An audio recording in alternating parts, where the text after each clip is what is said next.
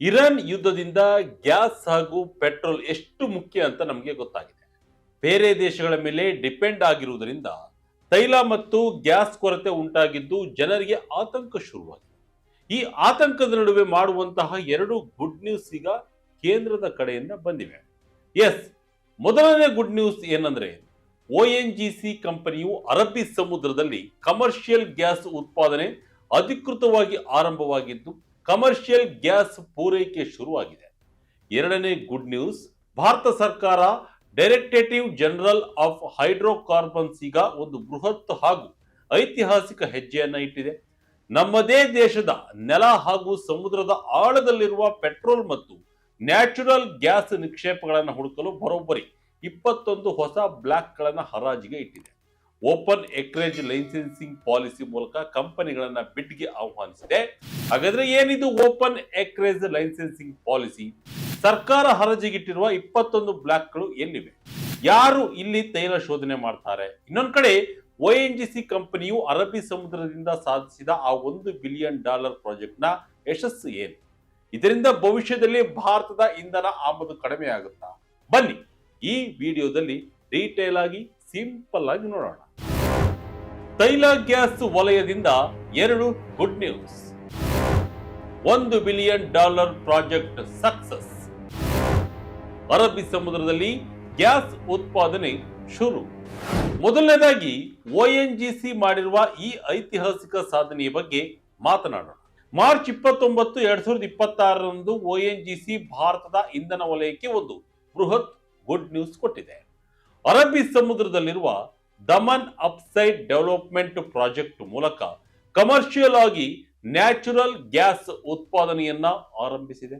ಈ ಬಗ್ಗೆ ಅಧಿಕೃತವಾಗಿ ONGC ಬಾಂಬೆ ಸ್ಟಾಕ್ ಎಕ್ಸ್ಚೇಂಜ್ ಮತ್ತು NSE ಗೆ ಅಧಿಕೃತವಾಗಿ ತಿಳಿಸಿದೆ. ಇದರಿಂದ ONGC ಷೇರುಗಳ ಮೌಲ್ಯ ಕೂಡ ಏರಿಕೆಯಾಗಿದೆ. ಈ ಪ್ರಾಜೆಕ್ಟ್ ಮುಂಬೈನಿಂದ ವಾಯುವ್ಯ ದಿಕ್ಕಿಗೆ ಸುಮಾರು 180 ಕಿಲೋಮೀಟರ್ ಮತ್ತು ಗುಜರಾತ್ನ ಪಿಪಾವಾವ್ನಿಂದ ದಕ್ಷಿಣಕ್ಕೆ 80 ಕಿಲೋಮೀಟರ್ ದೂರದಲ್ಲಿ ನಡು ಸಮುದ್ರದಲ್ಲಿದೆ. ವಿಶೇಷ ಏನಂದ್ರೆ ಈ ಯೋಜನೆಗೆ ಸುಮಾರು $1 ಬಿಲಿಯನ್ ಬಂಡವಾಳ ಹಾಕಲಾಗಿದೆ. 2024ರ ಆರಂಭದಲ್ಲಿ ಅಪ್ರೂವಲ್ ಪಡೆದುಕೊಂಡಿದ್ದ ಈ ಪ್ರಾಜೆಕ್ಟ್ ಅನ್ನ ಆಳ ಸಮುದ್ರದಂತಹ ಕಠಿಣ ಪರಿಸ್ಥಿತಿಯಲ್ಲೂ ಕೇವಲ 2 ವರ್ಷಗಳಿಗಿಂತ ಕಡಿಮೆ ಅವಧಿಯಲ್ಲಿ ಮುಗಿಸಲಾಗಿದೆ.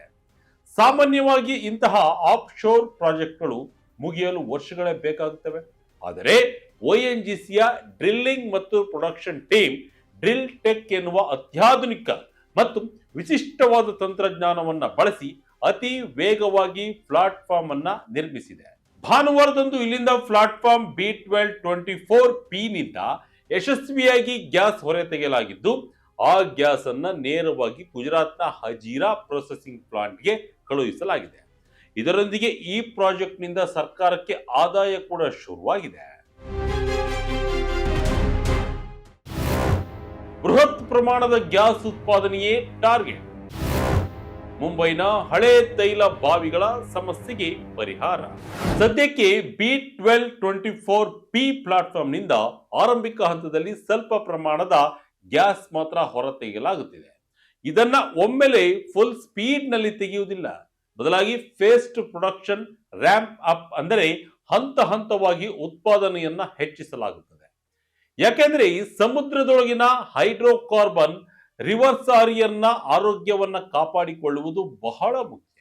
ONGCಯ ಲೆಕ್ಕಾಚಾರದ ಪ್ರಕಾರ 2027ರ ಆರ್ಥಿಕ ವರ್ಷದ ವೇಳೆಗೆ ಈ ದಮನ್ ಪ್ರಾಜೆಕ್ಟ್ ಅನ್ನ ಉತ್ತುಂಗವನ್ನ ತಲುಪಲಿದೆ. ಆಗ ಪ್ರತಿದಿನ ಬರೋಬ್ಬರಿ 4 ರಿಂದ 5 million standard cubic metres per day natural gas ಉತ್ಪಾದನೆ ಆಗಲಿದೆ.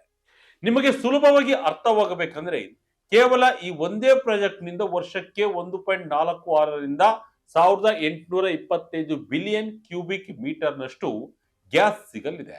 ಆಗ ಪ್ರತಿದಿನ ಬರೋಬ್ಬರಿ 4 ರಿಂದ 5 million standard cubic metres per day natural gas ಉತ್ಪಾದನೆ ಆಗಲಿದೆ.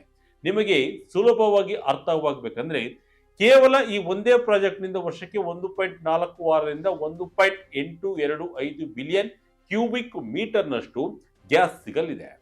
ಸರ್ಕಾರದ ಸೂಚನೆಯಂತೆ ONGC 2027ರ ವೇಳೆಗೆ ಒಟ್ಟು 21.5 BCM ನ್ಯಾಚುರಲ್ ಗ್ಯಾಸ್ ಮತ್ತು 21 ಮಿಲಿಯನ್ ಮೆಟ್ರಿಕ್ ಟನ್ ಕಚ್ಚಾ ತೈಲವನ್ನ ಉತ್ಪಾದಿಸುವ ಬೃಹತ್ ಗುರಿಯನ್ನ ಹೊಂದಿದೆ. ಮುಂಬೈ ಹೈನಂತಹ ಹಳೆಯ ತೈಲ ಬಾವಿಗಳಲ್ಲಿ ಈಗ ಉತ್ಪಾದನೆ ಕಡಿಮೆ ಆಗ್ತಾ ಇದೆ. ಈ ಕೊರತೆಯನ್ನು ನೀಗಿಸಲು ಈಗ ಹೊಸ DUDP ಪ್ರಾಜೆಕ್ಟ್ KG-98/2 ಪ್ರಾಜೆಕ್ಟ್ ಹಾಗೂ ದಮನ್ ಫೀಲ್ಡ್ನ ಇತರೆ ಬಾವಿಗಳು ಸಹಾಯ ಮಾಡಲಿವೆ. ಜೊತೆಗೆ ಬ್ರಿಟನ್ನ ಬ್ರಿಟಿಷ್ ಪೆಟ್ರೋಲಿಯಂನಂತಹ ಜಾಗತಿಕ ಕಂಪನಿಗಳ ಜೊತೆಗಿನ ಪಾಲುದಾರಿಕೆಯು ಸಮುದ್ರದಾಳದ ಉತ್ಪಾದನೆಯನ್ನ ಕಾಯ್ದುಕೊಳ್ಳಲು ನೆರವಾಗಲಿದೆ. ಕೇಂದ್ರದಿಂದ ತೈಲ ಶೋಧನೆಗೆ ಭರ್ಜರಿ ಆಫರ್. ಭರ್ತಿ 21 ತೈಲ ಗ್ಯಾಸ್ ಬ್ಲಾಕ್ಗಳ ಹರಾಜು ಶುರು. ಈಗ ಎರಡನೇ ಗುಡ್ ನ್ಯೂಸ್ ಕಡೆ ಬರೋಣ.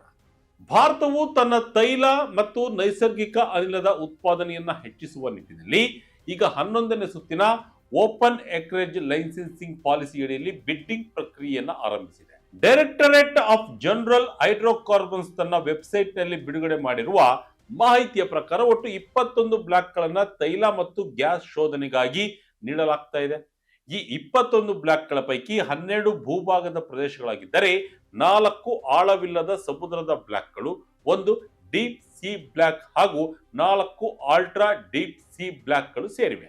ಈ ಎಲ್ಲಾ ಬ್ಲಾಕ್ಗಳ ವಿಸ್ತೀರ್ಣ ಬರೋಬ್ಬರಿ 80.235 ಚದರ ಕಿಲೋಮೀಟರ್ ಆಗಿದ್ದು ತೈಲ ಮತ್ತು ಗ್ಯಾಸ್ ಶೋಧ ಕಾರ್ಯದಲ್ಲಿ ಬಹುದೊಡ್ಡ ಹೆಜ್ಜೆ ಎನ್ನಲಾಗಿದೆ.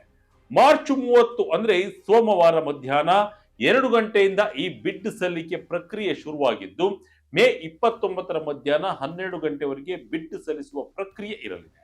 ಭಾರತದ ಇಂಧನ ವಲಯದಲ್ಲಿ ಸುಮಾರು $100 ಬಿಲಿಯನ್ ಹೂಡಿಕೆಯನ್ನ ಆಕರ್ಷಿಸುವುದು ಮತ್ತು ಎಕ್ಸ್ಪ್ಲೋರೆನ್ಸ್ ಏರಿಯಾವನ್ನ ವಿಸ್ತರಿಸುವುದು ಸರ್ಕಾರದ ಬಹುದೊಡ್ಡ ಗುರಿಯಾಗಿದೆ. ಯಾರಿಗೆ ಸಿಗುತ್ತೆ ತೈಲ ತೆಗೆಯುವ ಕಾಂಟ್ರಾಕ್ಟ್? ಈ ಬಿಡ್ ಪ್ರಕ್ರಿಯೆ ಸುಮ್ಮನೆ ಯಾರಿಗೋ ಒಬ್ಬರಿಗೆ ಕೊಡುವಂತದಲ್ಲ. ಇದಕ್ಕೆ ಕಟ್ಟುನಿಟ್ಟಾದ ನಿಯಮಗಳಿವೆ. DGH ಪ್ರಕಾರ ಕ್ಯಾಟಗರಿ 1 ಸೆಡಿಮೆಂಟರಿ ಬೇಸಿನ್ಗಳಲ್ಲಿ 14 ಬ್ಲಾಕ್ಗಳನ್ನು ನೀಡಲಾಗ್ತಾ ಇದೆ. ಈ ಕ್ಯಾಟಗರಿ 1 ಅಂದರೆ ಈಗಾಗಲೇ ಅಲ್ಲಿ ಕಮರ್ಷಿಯಲ್ ಆಗಿ ತೈಲ ಮತ್ತು ಗ್ಯಾಸ್ ಉತ್ಪಾದನೆ ಸಾಬೀತಾಗಿರುವ ಪ್ರದೇಶಗಳು. ಇಲ್ಲಿ ಯಾವ ಕಂಪನಿ ಸರ್ಕಾರಕ್ಕೆ ಅತಿ ಹೆಚ್ಚು ರೆವೆನ್ಯೂ ಶೇರ್ ನೀಡುತ್ತದೆಯೋ ಮತ್ತು ಅತ್ಯುತ್ತಮ ವರ್ಕ್ ಪ್ರೋಗ್ರಾಮ್ ಅನ್ನ ಮುಂದಿಡುತ್ತದೆಯೋ ಆ ಕಂಪನಿಗೆ ಕಾಂಟ್ರಾಕ್ಟ್ ಸಿಗಲಿದೆ.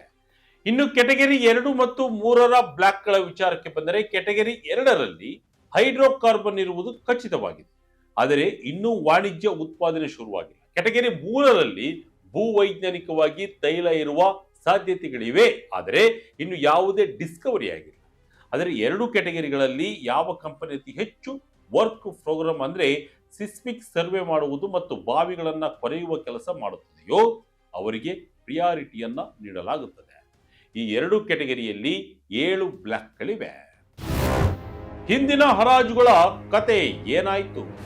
ನಿಮಗೆ ಗೊತ್ತಿರಲಿ, ಈಗ ಶುರುವಾಗಿರುವ ಬಿಡ್ಡಿಂಗ್ ಪ್ರಕ್ರಿಯೆ OALPXI. ಇದಕ್ಕಿಂತ ಮುಂಚೆ ಬಂದ OALPX ಅಂದ್ರೆ 10ನೇ ಸುತ್ತಿನ ಬಿಡ್ಡಿಂಗ್ ನಡೆದಿತ್ತು. ಅದು ಭಾರತದ ಇತಿಹಾಸದಲ್ಲಿ ಅತಿ ದೊಡ್ಡ ತೈಲ ಮತ್ತು ಅನಿಲ ಹರಾಜು ಪ್ರಕ್ರಿಯೆಯಾಗಿತ್ತು.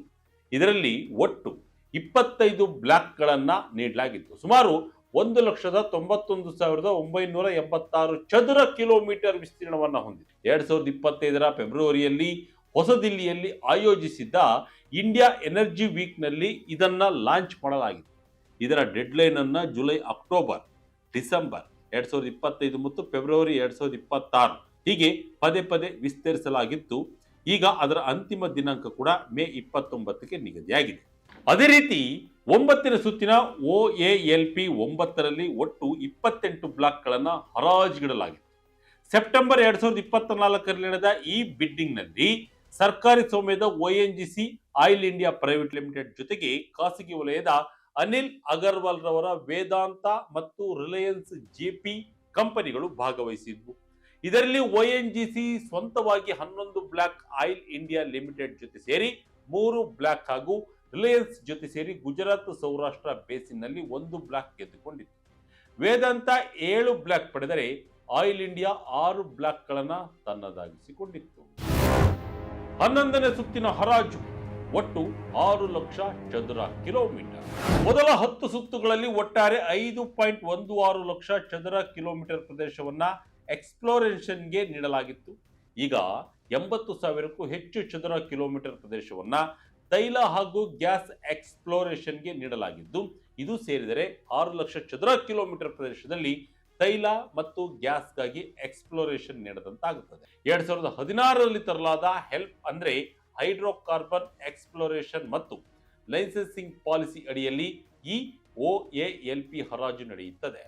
ಇದರ ವಿಶೇಷತೆ ಎಂದರೆ ಎಲ್ಲ ರೀತಿಯ ಹೈಡ್ರೋಕಾರ್ಬನ್ಗಳಿಗೆ ಒಂದೇ ಲೈಸೆನ್ಸ್, ಆಯಿಲ್ ಸೆಸ್ ರದ್ದತಿ, ರಾಯಲ್ಟಿ ದರಗಳಲ್ಲಿ ಕಡಿತ, 100% ವಿದೇಶಿ ಬಂಡವಾಳಕ್ಕೆ ಅವಕಾಶ ಹಾಗೂ ಉತ್ಪಾದಿಸಿದ ತೈಲವನ್ನ ಮಾರುಕಟ್ಟೆಯಲ್ಲಿ ತಮಗಿಷ್ಟ ಬಂದ ಬೆಲೆಗೆ ಮಾರಾಟ ಮಾಡುವ ಸ್ವಾತಂತ್ರ್ಯವನ್ನ ಕಂಪನಿಗಳಿಗೆ ನೀಡಲಾಗಿದೆ. ಇದರಿಂದಲೇ ಹೂಡಿಕೆದಾರರು ಜಾಸ್ತಿ ಅಟ್ರಾಕ್ಟ್ ಆಗ್ತಾ ಇದ್ದಾರೆ. ಪೆಟ್ರೋಲ್ ಗ್ಯಾಸ್ ಆಮದು ನಿಜಕ್ಕೂ ಕಡಿಮೆಯಾಗುತ್ತಾ? ಈಗ ಎಲ್ಲರ ಮನಸ್ಸಿನಲ್ಲಿ ಬರುವ ಬಹುಮುಖ್ಯ ಪ್ರಶ್ನೆ ಅಂದ್ರೆ, ಈ 21 ಹೊಸ ಬ್ಲಾಕ್ಗಳಿಂದ ಭಾರತದ ತೈಲ ಆಮದು ಕಡಿಮೆ ಆಗುತ್ತಾ? ಹೌದು, ಖಂಡಿತ ಇದು ಭಾರತದ ಆಯಿಲ್ ಡಿಪೆಂಡೆನ್ಸಿಯನ್ನ ಕಡಿಮೆ ಮಾಡಲು ಹೆಲ್ಪ್ ಮಾಡುತ್ತದೆ. ಆದರೆ ಇದು ಒಂದೆರಡು ದಿನಗಳಲ್ಲಿ ಆಗುವ ಮ್ಯಾಜಿಕ್ ಅಲ್ಲ. ಭಾರತ ಸದ್ಯ 85ರಿಂದ 88ರಷ್ಟು ಕಚ್ಚಾ ತೈಲವನ್ನ ಇಂಪೋರ್ಟ್ ಮಾಡುತ್ತದೆ. ದೇಶೀಯ ಉತ್ಪಾದನೆ ಹೆಚ್ಚಾಗಿಲ್ಲ.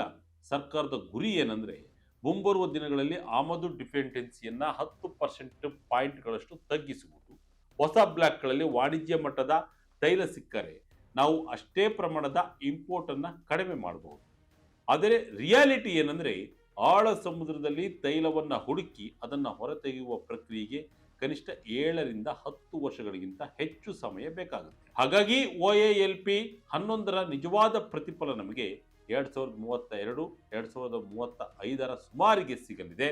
ಕೇವಲ ತೈಲ ಶೋಧನೆ ಮಾತ್ರವಲ್ಲದೆ ಎಥನಾಲ್ ಬ್ಲೆಂಡಿಂಗ್, ನಾನ್ ಫಾಸಿಲ್ ಫ್ಯೂಯಲ್ ಮತ್ತು LNG ಗ್ಯಾಸ್ ಸಬ್ಸ್ಟಿಟ್ಯೂಷನ್ ನಂತಹ ಯೋಜನೆಗಳು ಕೂಡ ಆಮದು ಕಡಿಮೆ ಮಾಡಲು ಜೊತೆಯಾಗಿ ಕೆಲಸವನ್ನ ಮಾಡಲಿವೆ. ಸದ್ಯಕ್ಕಂತೂ ಈ ಹೊಸ 21 ಬ್ಲಾಕ್ಗಳಿಂದ ನಿಖರವಾಗಿ ಎಷ್ಟು ಉತ್ಪಾದನೆ ಆಗುತ್ತದೆ ಎಂಬ ಲೆಕ್ಕಾಚಾರವನ್ನ ಸರ್ಕಾರ ಕೂಡ ನೀಡಿದೆ.